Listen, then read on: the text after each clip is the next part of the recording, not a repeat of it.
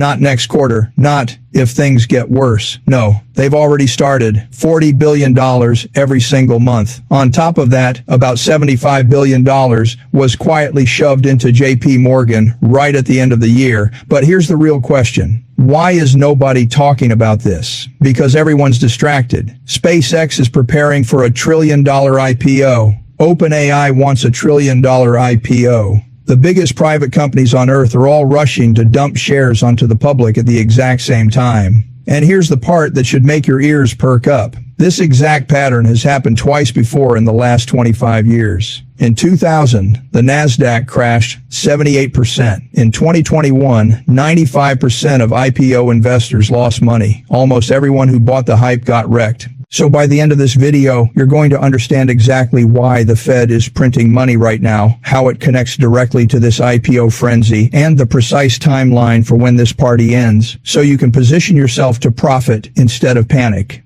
Now, before we go any further, if your goal isn't just to understand what's happening, but to actually capitalize on moments like this is exactly where the smartest investors separate themselves from everyone else. This is why we built the 100x Stock Club. It's exclusive weekly stock alerts targeting potential 100x opportunities, a true millionaire mindset built around generational wealth, top 1% positioning strategies, and a framework designed to help you massively compound your capital over time. Simple, clear, no noise. If that's something you want access to, it's in the pinned comment. Now let's keep going. So here's what we're covering over the next 30 minutes. Why the Fed just reversed course and started printing $40 billion a month. How the banking system really works and why it's under stress. Why trillion-dollar IPOs are one of the biggest warning signs you'll ever see. And finally, the exact timeline for the market cliff and how to position your portfolio right now. Let's jump straight into it. While everyone has been obsessing over interest rates, inflation prints, and Fed speeches, the Federal Reserve made a much bigger move that almost nobody noticed. They started something called reserve management purchases. That's just a very polite, very creative way of saying, we're printing money again. How much? $40 billion a month. That's $480 billion a year if you're keeping score. Here's a simple explanation. Imagine your town's banks are running low on cash. The Federal Reserve, the bank of all banks, sees this and steps in. They create brand new money out of thin air and use it to buy short-term bonds from those banks. Now those banks suddenly have fresh cash again. In theory, that cash is supposed to keep the system running smoothly. Jerome Powell will tell you this is not quantitative easing. He'll say it's just a technical operation to manage reserves. And technically, he's not lying. They're buying short-term bills instead of long-term bonds. But here's what actually matters. The Fed's balance sheet is expanding again. It had been shrinking for 2 years. Now it's growing. At the same time, bank reserves hit a 4-year low. The Fed's emergency lending window spiked to record usage at the end of the year. Translation: banks were so short on cash, they had to tap emergency funding. That is not normal. That is a stress signal. So the Fed stepped in and started pumping liquidity back into the system. Wouldn't want certain institutions to have a bad holiday season, would we? Now, you might be thinking, okay, if the Fed is printing money again, isn't that good for stocks? In the short term, yes. More money in the system pushes asset prices higher. Stocks go up, real estate goes up, risk assets rally. But here's the part most people miss. The reason they're printing is not bullish. It's defensive. They're not doing this because the economy is strong. They're doing it because the banking system is fragile. And to understand why, you need to understand how banks actually work, because it's not intuitive and it's not logical. When you deposit $100 into your bank account, where do you think that money goes? Most people assume it sits safely in a vault. It doesn't. That money is immediately lent out to someone else. Let's make this painfully simple. You give your friend Sarah $100 to hold for you. She writes you a receipt saying you have $100. Then she turns around and gives $90 to your neighbor Tom. You still see $100 on your receipt. Tom has $90 he can spend.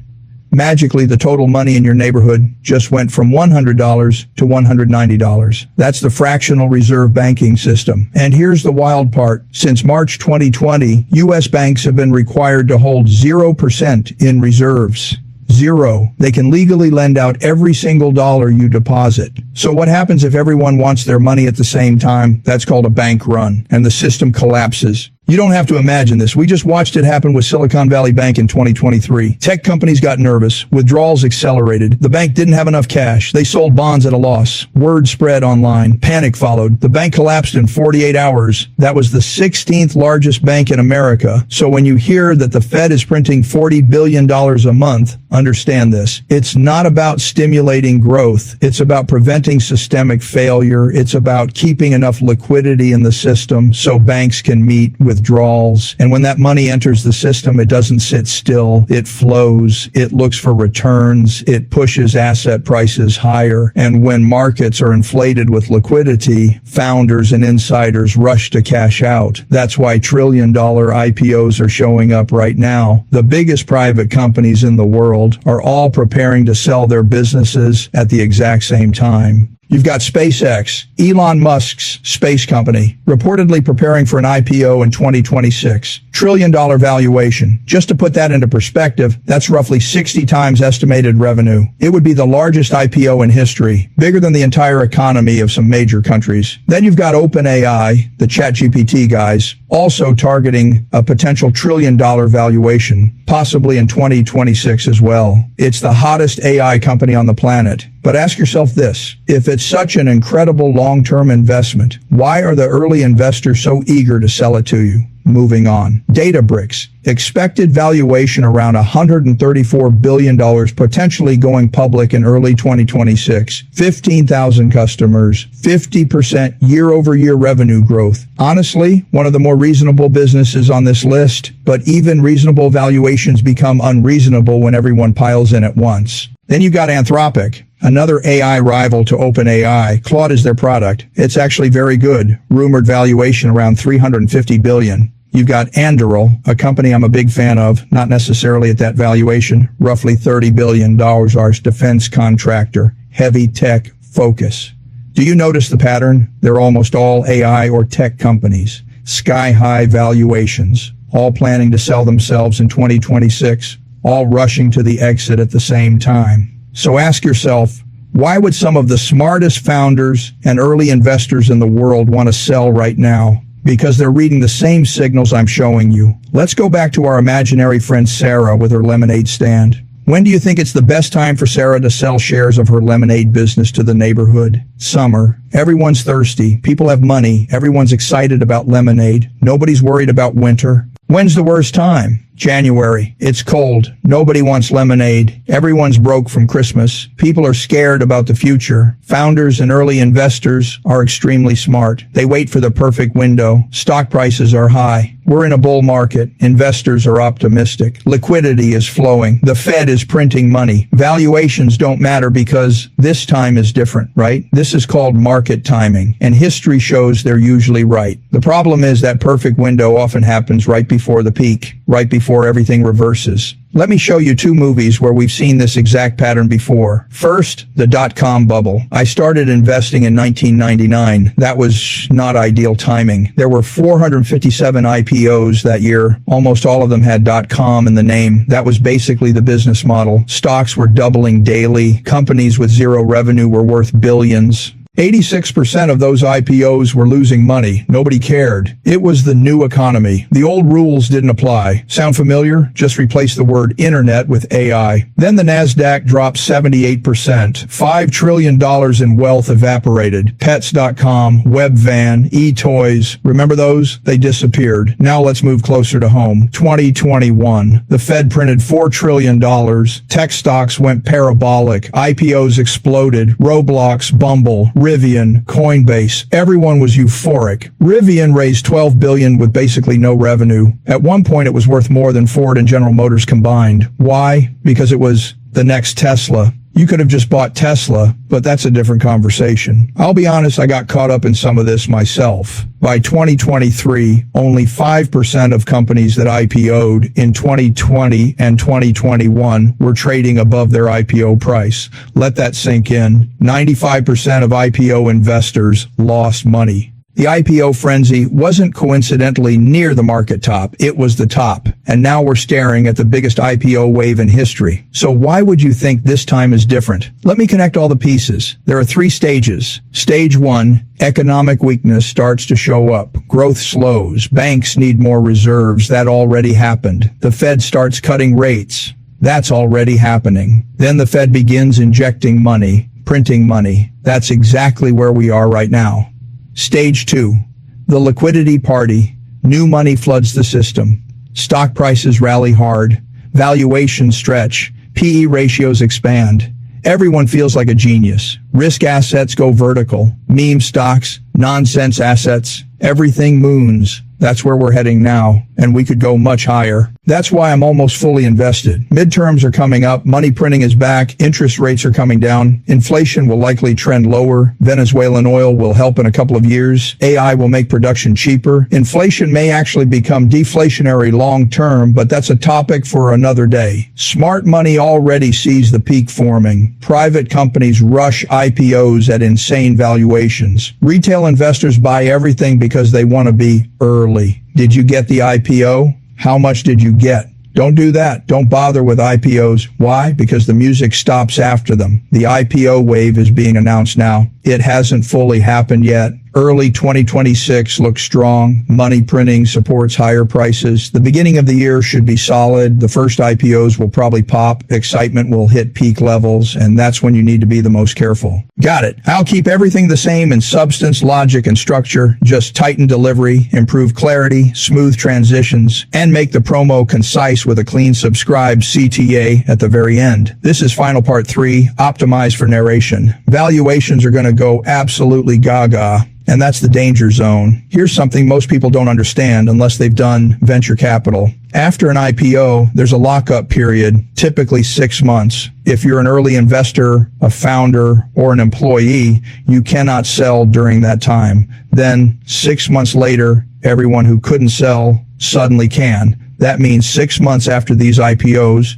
you get a massive wave of insider selling. Now layer that on top of midterms, which can easily create a wobble depending on how they go. That's why I'm personally watching a late 2026 cliff. And honestly, I love those. Why? Because that's opportunity. That's when you get to buy great companies at lower valuations instead of panicking about what could have been. Corrections aren't disasters. They're how real money is made. There's also the presidential cycle to consider. We're in year 2 right now, which historically isn't a great year for markets. There's uncertainty around midterms, a realization that administrations don't deliver quite as much as hoped, and political noise ramps up. Year 3, historically, is much better. That pattern has been about 90% accurate since 1933.